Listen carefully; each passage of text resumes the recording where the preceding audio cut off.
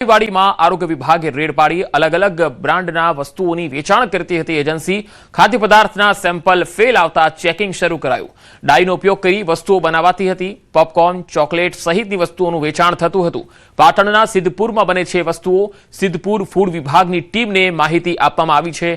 વધુ કેટલાક તપાસમાં ખુલાસાઓ થાય તેવી પણ શક્યતાઓ છે।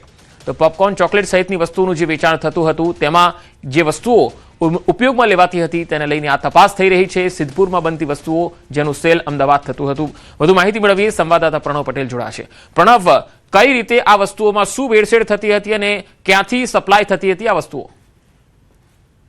પંકજ, આપણે સાંભળ્યું હશે કે ક્યાંક ઘી ડુપ્લિકેટ બની રહ્યું છે તો ક્યાંક દૂધ પણ ડુપ્લિકેટ બની રહ્યું છે। પરંતુ હવે જે નાના બાળકો જે સૌથી વધુ પ્રિય જે વસ્તુ હોય છે, પોપકોર્ન હોય છે, ચોકલેટ હોય છે, તે જે અલગ અલગ ખાદ્ય પદાર્થો હોય છે, તે ખાદ્ય પદાર્થોની અંદર જે ઉપયોગ કરવામાં આવતો છે તેમાં ડાઈના કલરનો ઉપયોગ કરવામાં આવ્યો છે તે પ્રકારનું હાલ પ્રાથમિક તબક્કે તપાસમાં આવ્યું છે। તેને લઈને જ એએમસીની જે આરોગ્ય વિભાગ છે તેઓ રેડ પાડી હતી અને અમરાઈવાડી વિસ્તારમાં જે મોટા વિક્રેતાઓ છે, જે તમામ વસ્તુઓ જે છે તેનું જે મેન્યુફેક્ચરિંગ છે તે પાટણના સિદ્ધપુર ખાતે બની રહ્યું હતું। અહીંયા તમામ જે લોકો છે ડિસ્ટ્રીબ્યુટરો હતા, પરંતુ આરોગ્ય વિભાગને જે માહિતી મળી હતી કે જે ખાદ્ય પદાર્થનો જે બનાવટ થઈ રહી છે, જે સૌથી વધુ જે બાળકો છે, જે પાનના ગલ્લાઓ છે, ઘણા દુકાનો છે તેમાં મળતી હોય છે, એ તમામ જે ખાદ્ય પદાર્થની અલગ અલગ જે બ્રાન્ડની જે વસ્તુઓ છે તેની અંદર ડાઈના કલરનો ઉપયોગ થઈ રહ્યો છે તે પ્રકારની હાલ પ્રાથમિક માહિતી મળી છે। એને જ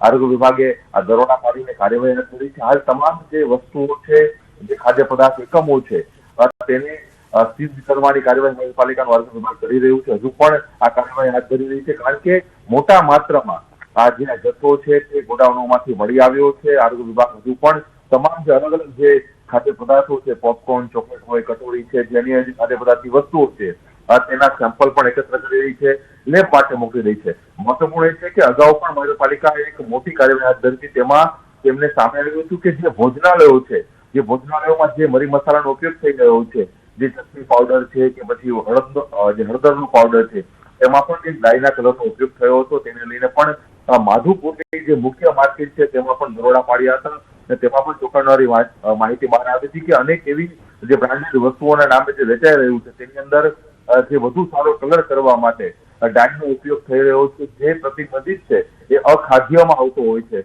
તેનો ઉપયોગ થયો। ત્યારબાદ એક પછી એક કડીઓ છે એ આરોગ્ય વિભાગને મળી રહી છે। તેના અંતર્ગત જ મહાનગરપાલિકાની ટીમ છે અમરાઈવાડી વિસ્તારમાં હાલ પહોંચી છે। અમરાઈવાડી વિસ્તારમાં જે ગોડાઉનો છે તેમાં તપાસ હાથ ધરી છે, સેમ્પલ લઈ રહી છે, પરંતુ ચોક્કસ હાલ તમામ જે જથ્થો છે તેને સીઝ કરવાની કામગીરી પણ મહાનગરપાલિકાના આરોગ્ય વિભાગ કરી રહ્યું છે। જી પ્રણવ, આભાર માહિતી આપવા માટે।